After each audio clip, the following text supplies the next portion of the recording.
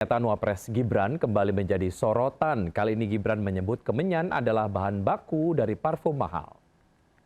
Dukun ini, saya pernah bicara itu masalah hilirisasi kemenyan. Banyak yang ketawa. Kemenyan buat dukun ini. Salah. Kemenyan itu sama berharganya dengan nikel. Pernyataan Wakil Presiden Gibran Rakabuming Raka di hadapan peserta pendidikan, penyiapan dan pemantapan pimpinan nasional ini tengah viral. Gibran menyentil ibu-ibu yang memakai parfum mahal tanpa menyadari bahan baku parfum adalah kemenyan.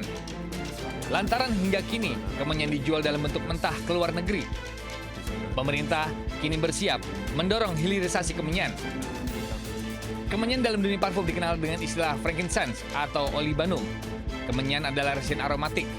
Kemenyan Indonesia diambil dari batang pohon genus Styrax. Saat ini, Indonesia menjadi produsen utama kemenyan di dunia. Tak main-main, Indonesia menyumbang 70 hingga 80% dari total produksi global. Pada tahun 2024, 43.000 ton kemenyan asal Indonesia diekspor ke seluruh dunia. Nilainya pun mencapai 52 juta US dollar atau setara lebih dari 847 miliar rupiah.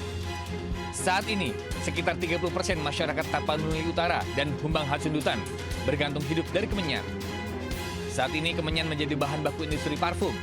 Tak hanya itu, kemenyan juga menjadi bahan baku kosmetik, farmasi, dan pengawet alami untuk makanan dan minuman. Dalam dunia parfum, kemenyan atau frankincense adalah salah satu bahan yang paling dihormati. Kemenyan berfungsi mengikat seluruh aroma agar lebih awet di kulit.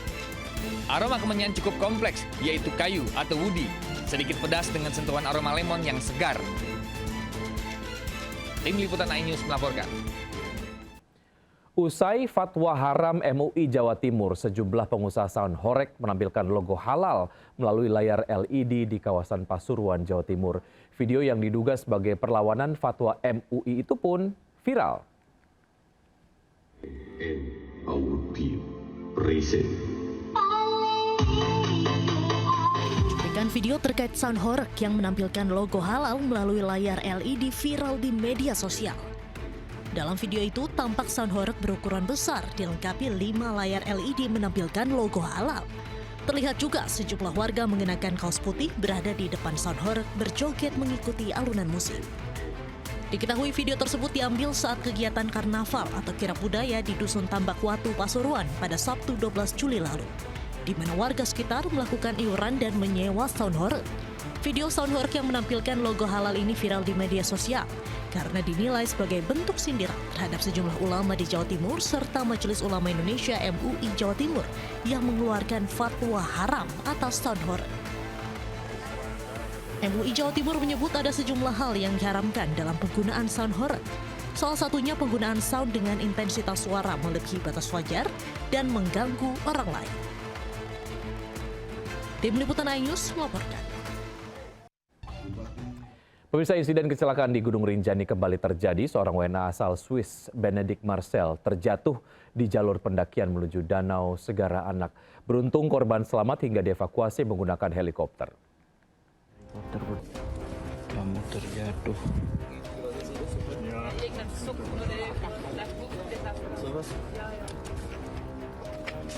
Dari sana. Helikopter berdiri. Inilah kondisi pendaki asal Swiss Benedict Marcel, 46 tahun setelah mendapat pertolongan pertama dari rekan-rekannya saat melakukan pendakian di Gunung Rinjani Rabu pagi. Korban dilaporkan terjatuh di jalur menuju Danau Segara Anak pada pukul 11.25 waktu Indonesia Tengah oleh porter dan guide korban. Meski dilaporkan selamat, namun korban dilaporkan mengalami patah di bagian tangan dan kaki.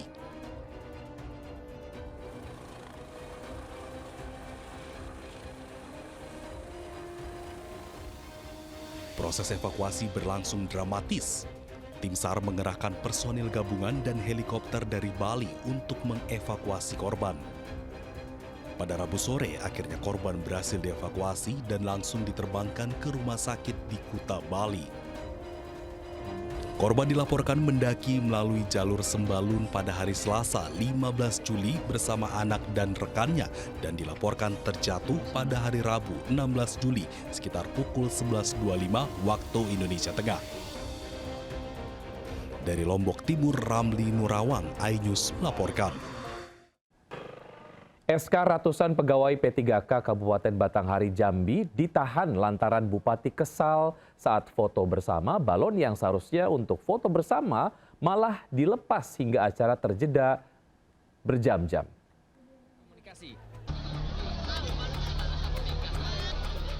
Video ratusan pegawai pemerintah dengan perjanjian kerja P3K yang melepaskan balon di kawasan Aek Meliuk, Kabupaten Batanghari Jambi tengah viral. Terjadi miskomunikasi antara MC protokoler yang memberikan aba-aba untuk foto bersama, namun para peserta malah melepaskan balon.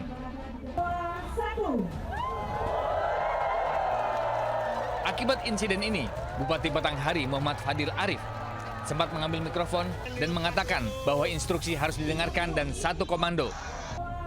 Bupati pun langsung meninggalkan tempat acara menuju rumah dinas.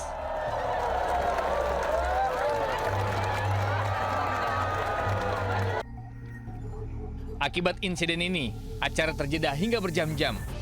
Dan pada hari itu, SKP 3K yang seharusnya diterima akhirnya tidak diberikan karena masih menunggu informasi selanjutnya dari panitia. Namun, hingga hari ini, SK tak kunjung diterima ASN P3K Batanghari. Diduga penahanan buntut dari kekesalan Bupati pada acara foto bersama hingga terjadi miskomunikasi. Dari Batanghari Jambi, Joni Firdaus, iNews melaporkan.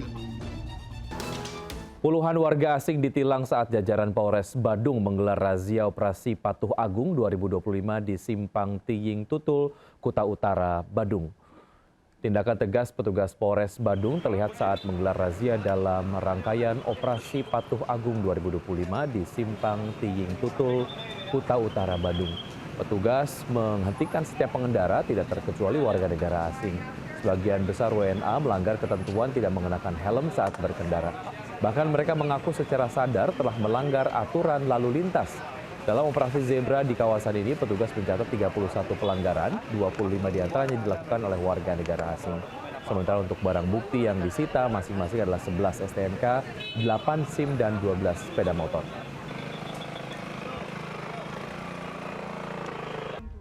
Enam anggota damkar terluka dan 3 diantaranya luka parah akibat mobil damkar terguling saat menuju lokasi kebakaran di Solok, Sumatera Barat.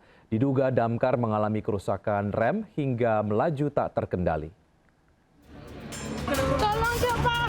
Armada kayak tuh balik, Pak. 6 anggota damkar terluka usai kendaraan yang ditumpangi menuju lokasi kebakaran terguling di Jalan Lintas Solok, Padang. Seluruh korban alami cedera di tangan dan kaki hingga patah tulang. Bahkan 3 diantaranya luka parah dan harus dibawa ke Rumah Sakit Arosuka. Peristiwa terjadi saat damkar melaju menuju daerah Supayang untuk menangani kebakaran lahan.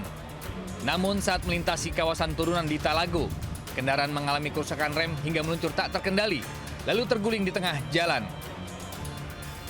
Akibat kecelakaan ini, arus lalu lintas sempat mengalami kemacetan sepanjang 1 km. Proses evakuasi kendaraan membutuhkan waktu hingga 1 jam sebelum jalan kembali normal. Dari Kabupaten Solok, Sumatera Barat, Budi Sunandar, iNews melaporkan.